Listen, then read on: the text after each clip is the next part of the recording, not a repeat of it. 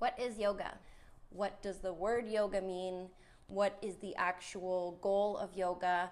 And what is the system of yoga as opposed to what we commonly think about when you hear the word yoga? We do movements, some breathing, some stretching, it's an exercise. That might be what the default is when people think, what is yoga? So the word yoga is Sanskrit and it's translated to yoke. I've seen various ways of to yoke being explained.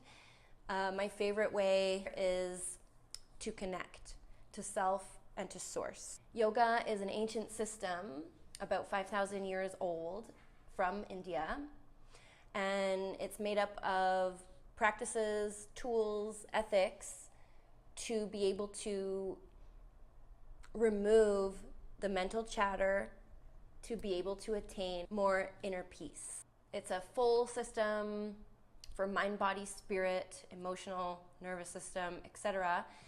It's a very holistic practice. So it's not just the practice of doing movements.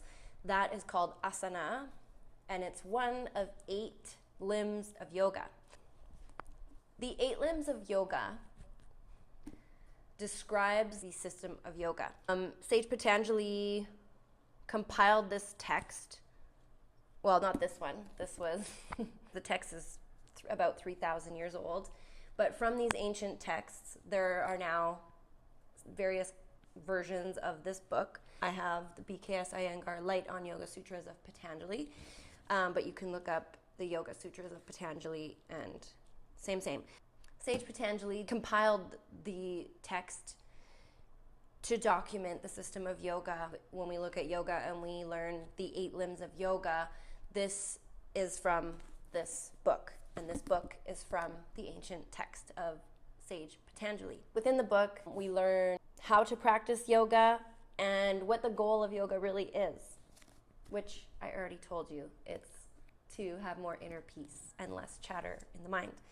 So let's go into the 8 limbs of yoga. What are the limbs? What are all these things that make up yoga, if it's not just movements and exercise?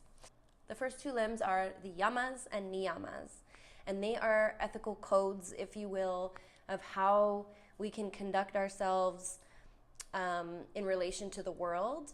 That's the yamas, and the niyamas are ethical codes, or we could think of them as restraints or ways of being inwardly and with ourselves. The third limb is asana. So as mentioned, the movement practice of yoga and what people really kind of default think about when they hear the word yoga, that's asana. The fourth limb is pranayama. So prana is life force and the breath. And yama, control of, learning techniques of controlling the breath for liberation. The fifth limb is pratyahara, which is the withdrawal of the senses.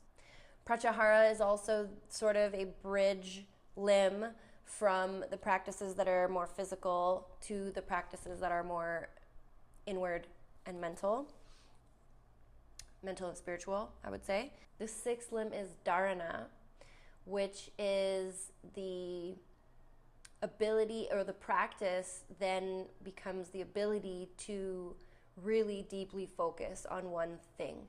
So we need the pratyahara to achieve dharana, and we need the dharana to achieve the next one, and then the next one. So it's a quality of getting deeper and deeper into this ability to focus, and then that ability to focus brings us into this default flow state mode. So dharana is the concentration of the mind. So we can use different techniques to focus the mind on one thing and remove the noise.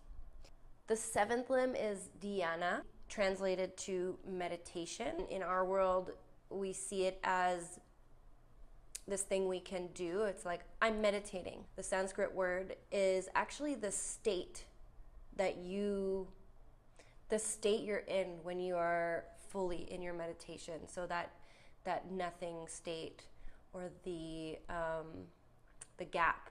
Dr. Wayne Dyer talks about it as the gap. It's this place. It's this other place. It is translated to meditation, but it's important to note that it doesn't mean just like the verb meditating. It's the quality of when you're meditating and you attain that meditative space. The 8th limb is samadhi, and samadhi is enlightenment. So I've also heard this be explained many different ways, because in this day and age, we're not monks, we're not meditating 15 hours a day. I don't even know how many hours a day monks do meditate. Maybe it's more than that. And we're not doing that. We're definitely not doing that. So do we actually attain samadhi in this life?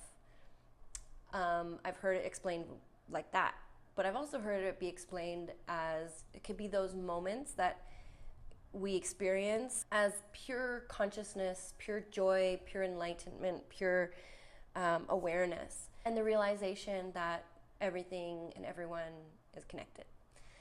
So these are the 8 limbs of yoga, and we will go deeper into each limb in a different video. Thank you for being here.